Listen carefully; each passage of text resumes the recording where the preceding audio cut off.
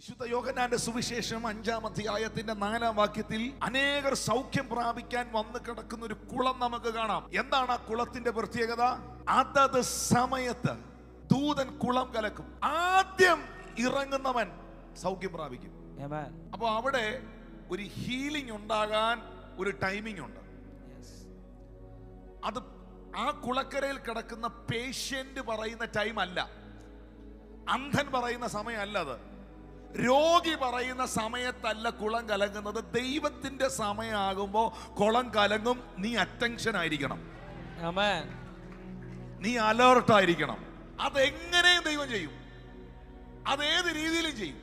അത് നമ്മൾ പറയുന്ന പോലെ അല്ല ചെയ്യുന്നേ.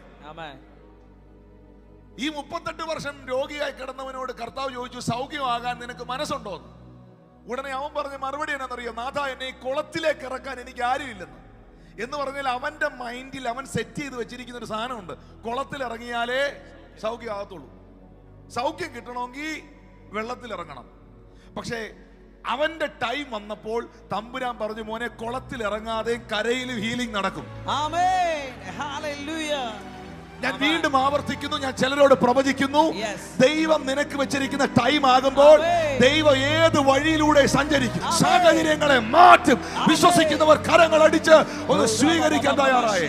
The Lord will change all the problems and all the situation in His right time.